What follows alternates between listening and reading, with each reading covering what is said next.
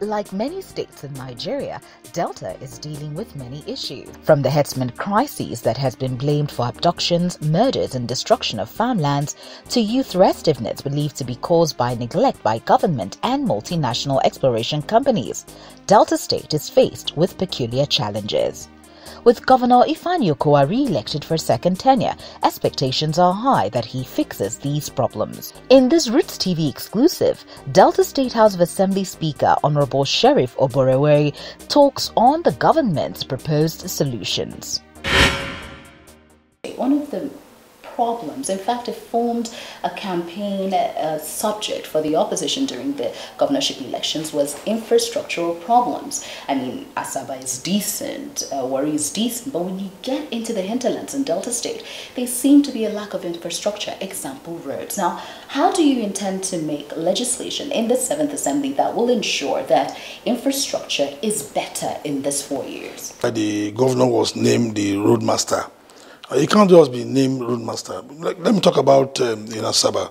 You can see the storm drain that is going on, and you see the level of work that is going on there.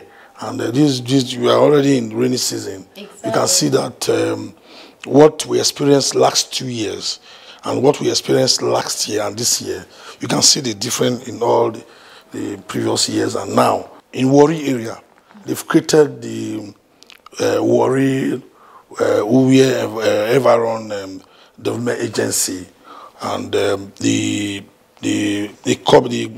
board have been actually inaugurated, and I believe that they will also emulate what has been done in ASABA, and I believe that it will also work, because we're also having that same challenges. The challenge we have in ASABA is also the same thing in WARRI.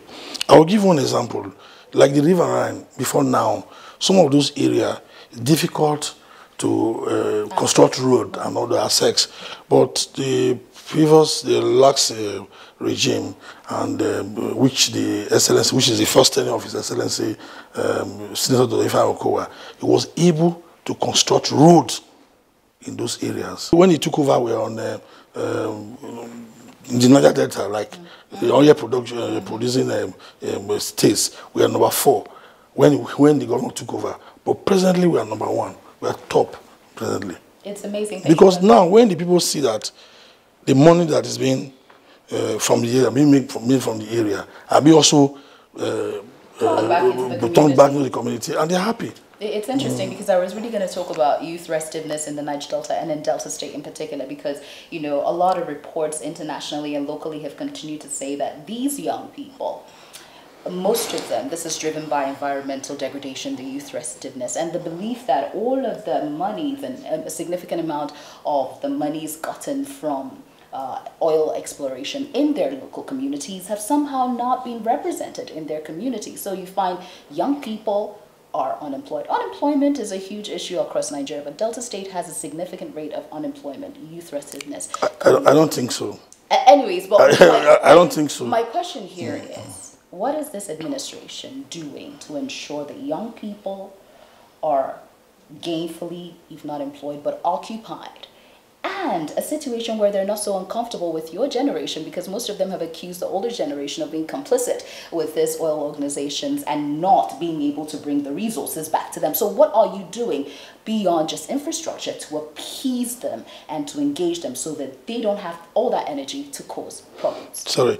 Not what I am doing, what the government is doing. When I say you, I mean you are the representation of the government that I see right here. Because so there are 3 arms of government. I understand. You understand? So what the government is doing, and when the governor took over in 2015, he created this STEP and YAGEP, where they actually engage the youth, train them, not just train them, make them, set them up, and they were able to impact on also other youth. And it actually helped. And that was what actually reduced the youth restiveness.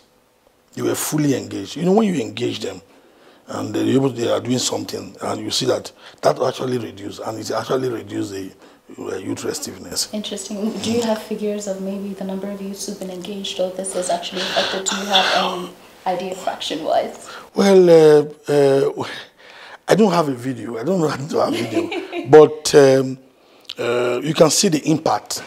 Just about a month ago, a chieftain in Obuluku and a medical doctor were reportedly killed, and some have suspected herdsmen.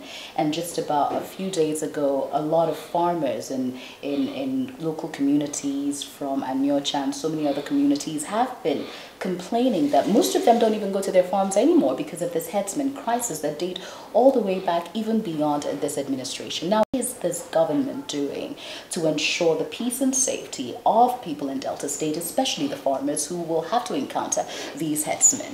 Well, the government is doing their best.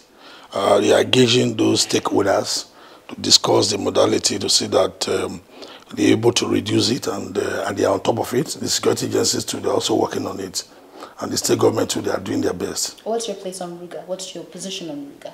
What's the state government's position on RUGA?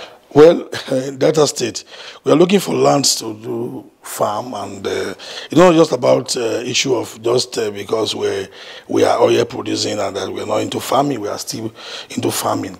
You can look at the His Excellency's project on agriculture and all that. We need land, so I don't think we have that kind of land in Delta State. A big thank you to you. Thank you. For taking our time to Thank you. Thank you.